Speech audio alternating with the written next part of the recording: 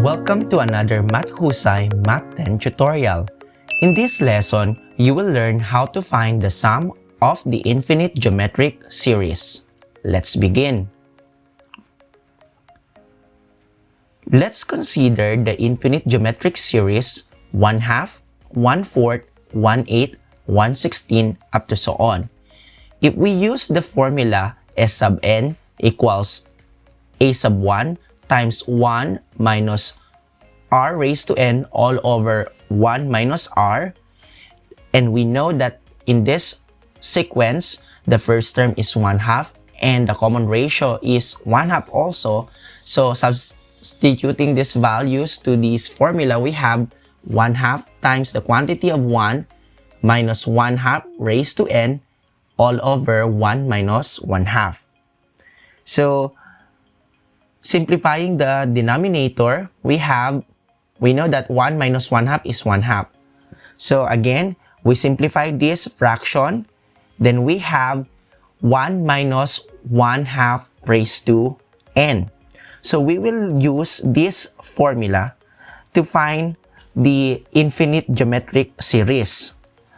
Now, if n is 1, so if n is 1, we substitute the value of n here. So 1 minus 1/2 raised to 1 is 1/2. When n is 2, S sub n is 3/4, which is 0.75. If n is 3, the sum is 7 over 8, which is approximately equal to 0.875. Now, if n is 4, that's 15 over 16. And if n is 5, the sum will be 31 over 32, which is approximately equal to 0.968. So, we observe that the sum, S sub n, approaches 1 as n increases. Let's illustrate further that the sum of the given sequence 1/2, 1/4, 1/8, 1/16 is equal to 1. Let us show that the sum of the sequence on the given number line, so adding one term at a time. So this is our number line, so this is 1/2. When you add 1/2 of this number line to 1/4, then add again 1/8, then again you have to add 1/16. This is illustrated in the given number line. So the sum 1/2, 1/4, 1/8, 1/16 clearly show us that the sum of this is equal to 1. We call this as the sum to infinity. Now, going back to this formula, S sub n equals a sub 1 times the quantity of 1 minus r raised to n all over 1 minus r. We know that this is equal to a sub 1 all over 1 minus r minus a sub 1 times r raised to n all over 1 minus r. So we just split this formula into 2. So suppose that the common ratio is between -1 and +1. So as the number of terms in the given sequence approaches infinity, so ibig sabihin unending, then r raised to n in this part approaches 0. So since r raised to n approaches 0, a sub 1 raised to n all over 1 minus r also approaches 0. So if this is 0 now, so if we want to get the sum to infinity, so since this is 0, we have this formula. The sum to infinity is S equals the first term divided by 1 minus r. So take note that your common ratio must be between -1 and +1. Let's have these examples. Example number 1. What is the sum to infinity of 1/2, 1/4, 1/8, and 1/16? Again, this is the same example that we had earlier. So we will use the formula. We know that the first term is 1/2 and the common ratio is 1/2.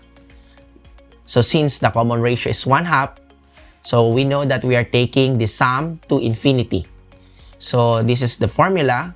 So substituting the value of the first term and the common ratio, we have s is equal to 1/2 all over 1 minus 1/2. Now, we have to simplify the denominator. 1 minus 1/2 is 1/2. So we have 1/2 all over 1/2.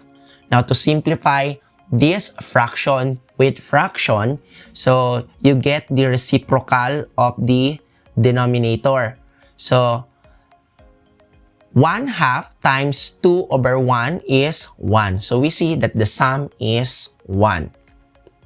So let's take another example. Example number 2. What is the sum to infinity of 3 minus 1 plus 1/3 minus 1/9 and so on? So in this case, the first term is 3 and the common ratio is negative 1/3, right? Then, since we know that negative 1/3 is between negative 1 and positive 1, so we will use the formula. So, we know that the first term is 3 and the common ratio is negative 1/3. So, we have s equals 3 all over 1 minus the quantity of negative 1/3. So we have to simplify first the numerator, the denominator rather. So we have 3 all over. Take note that negative times negative is positive. So 1 plus 1/3 in the denominator. So simplifying again the denominator. So how do we add whole number and fraction? So take note, we can have this. 3 times 1 is 3 plus 1, that's 4. So 4/3 in the denominator. So again, to simplify this fraction with fractions, so we have to get the reciprocal of the denominator. So 3 times 3/4, so that's the reciprocal of the denominator. So 3 times 3 is 9 all over 4. So the sum of this infinite geometric series with 3 minus 1 plus 1/3 minus 1/9 and so on is 9 over 4.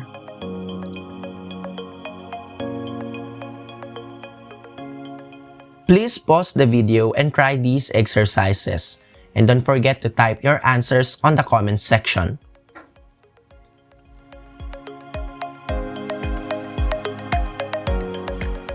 If you have learned how to determine the sum of an infinite geometric series, give this video a thumbs up, share, and subscribe to my YouTube channel. Remember, ang sikreto para maging mathusay, matuto at mag-ensayo. Watch the next lesson and learn other types of sequences. Bye!